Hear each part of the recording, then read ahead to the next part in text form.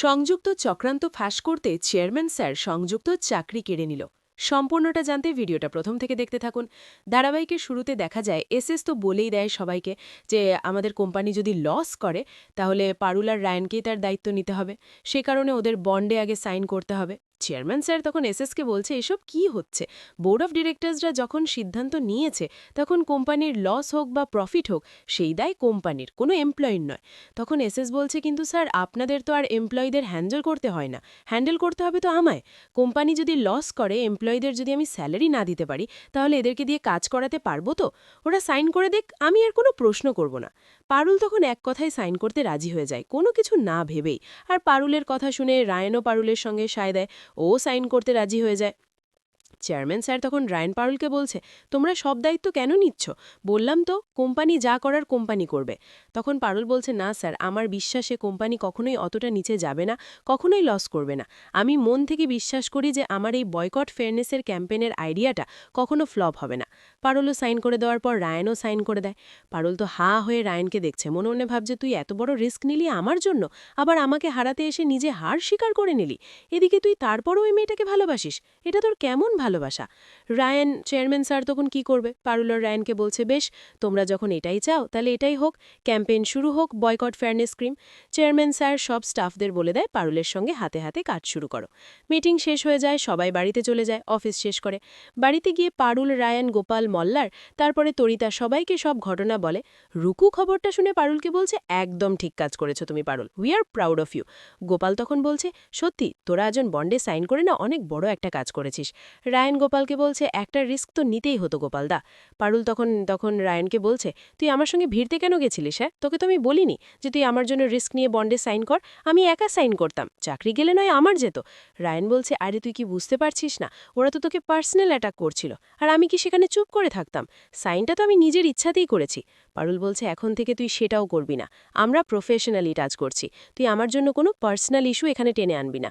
তরিতা ওদের ঝগড়া থামানোর জন্য বলছে ময়না আর কি পারুল যে কালকে ক্যাম্পেইন করবে তার জন্য ফটোশ্যুট ফটোগ্রাফার ওদের সঙ্গে কথা হয়েছে? মল্লার বলছে হ্যাঁ, আরেকবার ফোন করলে ভালো হয়।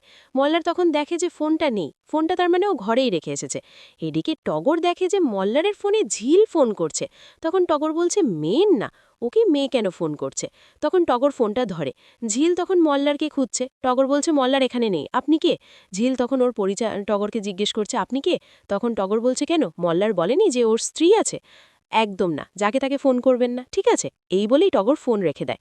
এদিকে মল্লার যখন ঘরে ফোনটা আনতে যাবে, টগর তখন চিৎকার করে আসে মল্লারের কাছে। সে বলছে এই তোমাকে মেয়ে ফোন করছে কেন? ঝিল বলে কোনো একটা মেয়ে। তখন পারুল টগরকে বলছে ওটা আমাদের অফিস কলিগ, তো কি হয়েছে তাতে? টগর বলছে কেন, ওকে মেয়ে কেন ফোন করবে? তখন পারুল বলছে আরে বাবা, অফিস কলিগ ফোন করতে পারে না? অফিসের প্রবলেম, যা যা সমস্যা সুবিধা অসুবিধা সেসবের জন্য কথা বলতেই পারে ফোন করে, তা কি মল্লার এসে তোকে বলবে নাকি? আর তুই কিচ্ছু বুঝবি? অর্ধারমণি হতে গেলে না সমানে সমানে হতে লাগে। টগর বলছে রাখ তো তোর সব সমান সমান, দেখাতে গেলে ওর ঠ্যাং আমি ভেঙে দেব।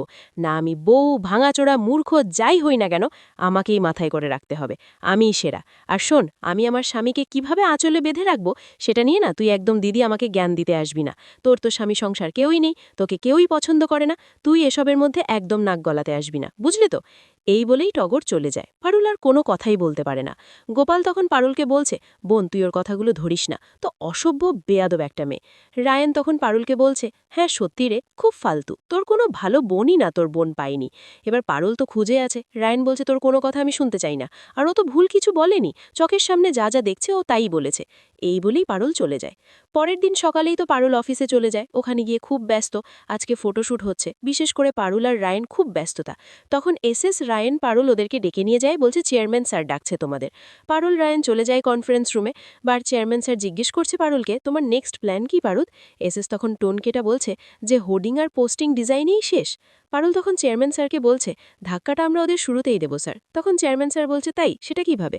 পারুল বলছে স্যার আমাদের রাইভাল কোম্পানি 1 জানুয়ারি ওদের প্রোডাক্টটা লঞ্চ করতে যাচ্ছে, আর 22 ডিসেম্বর থেকে ওদের প্রমোশন শুরু হবে। আর আমরা ওদের আগে 20 ডিসেম্বরের মধ্যে 100টা এরিয়ার মধ্যে আমরা বয়কট ফেয়ারনেস স্কিমের হোর্ডিংগুলো লাগাবো।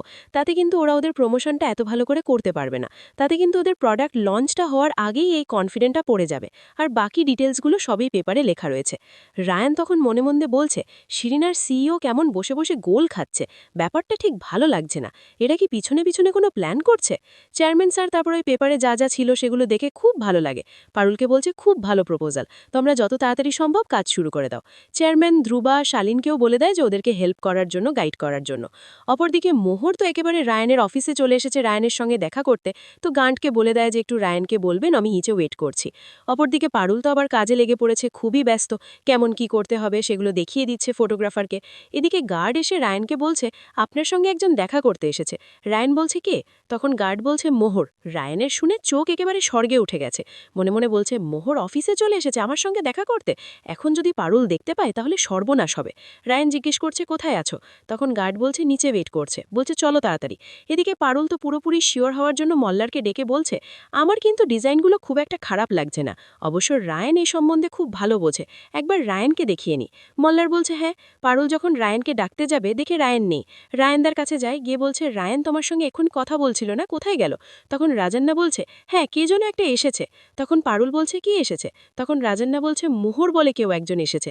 পারুল তো শোনেই রেগে যায়, জিজ্ঞেস করছে রাজান্নাকে, তুমি ঠিক নাম শুনেছ তো? তখন রাজান্না বলছে, হ্যাঁ নিচেই দেখা করতে গেছে। পারুল ঠিক করেই নেয় যে আজকে তো মোহরের মুখ দেখবেই। পারুল যখন যাবে, মল্লার তখন এসে পারুলকে আটকে বলছে, পারুল তুমি যেও না, তোমাকে এভাবে দেখতে একদম ভালো লাগে না। যেখানে তুমি নিজে দাঁড়াবার কথা বলবে, কত কিনা করবে, আর সেখানে তুমি রায়ানের পেছনে ছুটবে ওই মেয়েটাকে দেখার জন্য।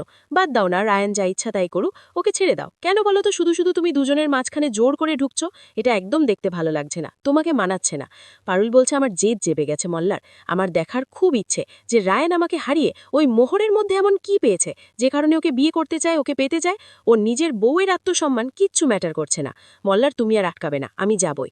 পারুল ছুটে যায় যে এক্ষুনি ওকে গিয়ে দেখবে, কিন্তু ও ওখানে পৌঁছানোর সঙ্গে সঙ্গে মোহর গাড়িতে করে চলে যায়। পারুলের তখন মনটা খারাপ হয়ে যায় যে আরেকটু জন্য দেখতে পেলাম না মুখটা। পারুল তো রায়ানের উপর খুব রেগে আছে, মনে মনে বলছে, তোর এত পাখনা গজিয়েছে যে তুই ওই মেয়েটাকে অফিসে ডেকে পর্যন্ত দেখা করছিস, আর কদিন পর তুই মেয়েকে বাড়িতে ডাকবি, তাই না? দেখ শুধু তোর আমি কি অবস্থা করি। পারুল উপরে গিয়ে অপেক্ষা করছে রায়ান কখন আসবে। রায়ান তারপরে আসে, রায়ানের তো মুড খুব ভালো, একেবারে দাঁত বের করে আসছে। পারুল তারপর রায়ানের কাছে যায়, বলছে, কি মোহরের সঙ্গে দেখা করতে গেছিলি? রায়ান তখন কথাটা ঘুরিয়ে বলছে যে তোর ফটোশ্যুট হয়ে গেছে। পারুল বলছে, আগে যেটা জিজ্ঞেস করছি সেটা বল, মোহরের সঙ্গে দেখা করতে গেছিলি, নিচে ফটো তুলেছিস, দেখ ফোন দে, ফটো দেখব। রায়ান বলছে, তুই কি রে, সারাক্ষণ কি শুধু গোয়েন্দাবিরি করে যাবি নাকি? তুই কেন গেছিলিস আমার পিছু পিছু? পারুল একেবার গেছে বলছে, গেস করবো, আমি যাব। রায়ান তো ভয়ে একেবারে সিটিয়ে গেছে, জানে পারুল কেমন। পারুল বলছে, আমি দেখব তুই আমাকে হারিয়ে কাকে পেতে চাস, ওই বেটি তোকে কোন মোহের মধ্যে ডুবিয়ে রেখেছে। রায়ান বলছে, সময় হলে সবকিছু দেখবি, তার আগে এটা দেখ, মোহর আমার জন্য বিদেশি চকলেট পাঠিয়েছে, খাবি তুই? রায়ান তো চকলেট বের করে তারপর পারুলকে দিচ্ছে। পারুল তো রেগে মেগে ডাস্টবিনের মধ্যে চকলেটটা ফেলে দেয়। রায়ানও যে, তুই চকলেটটা ফেলে দিলি? এত দামি চকলেট বিদেশ থেকে মোহর আমার জন্য এনেছে, এত কষ্ট করে অফিসে পর্যন্ত চলে এসেছে। রায়ান গিয়ে তো ডাস্টবিনের মধ্যে চকলেট খুঁজছে। পারুল বলছে, তুই এখন চকলেট খুঁজে নিয়ে খাবি? রায়ান বলছে, হ্যাঁ, এত দামি চকলেট আমি ফেলবো না। রায়ান চকলেট দুটোকে খুঁজে বার করে। পারুল বলছে, তোর এত বড় সাহস? পারুল তো এবারে ধূপধাপ করে দুটো তিনটে ঘুষি মেরে দেয় রায়ানকে। রায়ান বলছে, এটা অফিস, পারুল এরকম করিস না। বলছে, তোর জন্যই আমার জীবনটার আজকে এই অবস্থা, তোকে যে আমি কি করব আমি সত্যি বুঝতে পারি না। আর এখানেই আজকের পর্বের আপডেট শেষ হয়, দেখা হবে আগামী পর্বের আপডেটে।